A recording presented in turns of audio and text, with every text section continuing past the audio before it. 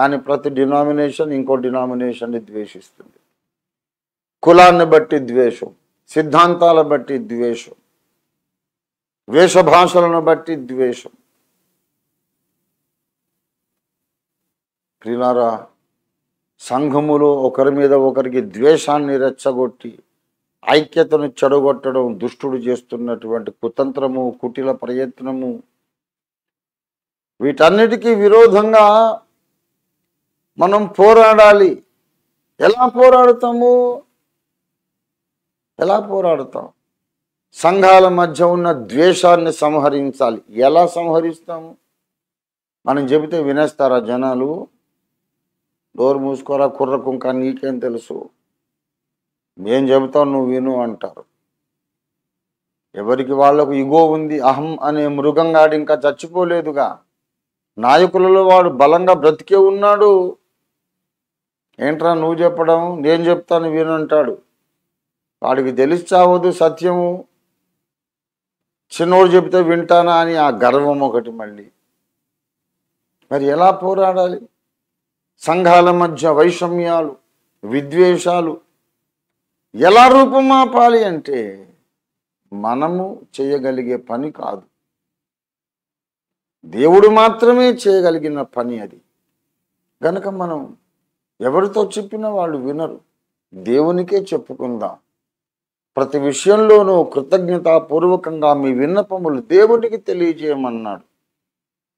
ప్రతి విషయంలో అంటే మన భౌతిక అవసరాల విషయాల్లో మాత్రమే కాదు, దేవుని సంఘానికి ఉండే అవసరాలు. సంఘములో సిద్ధాంత ఏకత్వం, ఐక్యత రావాలి. అందరూ ఒక్క బోధలోనికి రావాలి. అందరూ మారు మనస్సు పొందాలి. నిష్కారణంగా సాటి సేవకులను ద్వేషించడం క్షమించడాన్ని నేరం అని గ్రహించి గుండెలు బాదుకొని ప్రతి క్రైస్తవ నాయకుడు, ప్రతి క్రైస్తవ సంఘ సభ్యుడు, సభ్యురాలు గుండెలు బాదుకొని ఏడవాలి, మారు మనస్సు పొందాలి. ప్రతి ఒక్కరూ తమ బోధను వాక్యకాంతిలో పరీక్షించుకోవాలి. పరీక్షించుకొని తమ తప్పు దిద్దుకోవాలి. అందరూ పౌలు బోధలోకి రావాలి. ఇలా రావాలి అని మనం చెబితే ఎవరు వినరు. మనం దేవునికి చెప్పాలి, దేవుడు ప్రజలకు చెప్తాడు.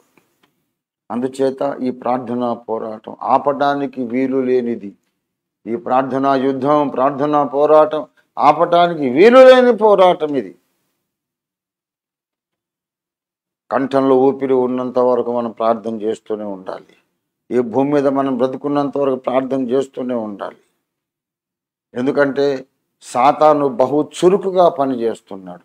వాడిని మించి చురుకుగా, పట్టుదలతో, పౌరుషంతో, ఆసక్తితో, అత్యాసక్తితో మనం ప్రార్థన చేయాలి. జరుగుతున్న ప్రార్థన సరిపోదు, ఇంకా అధికంగా ప్రార్థన చేయాలి. కన్నీళ్లతో ప్రార్థన చేయాలి, హృదయపూర్వకంగా ప్రార్థన చేయాలి, చిత్తశుద్ధితో ప్రార్థన చేయాలి, పూర్ణ మనస్సుతో ప్రార్థన చేయాలి. మన ప్రాణాలు అడ్డు వేసి ప్రార్థన చేయాలి.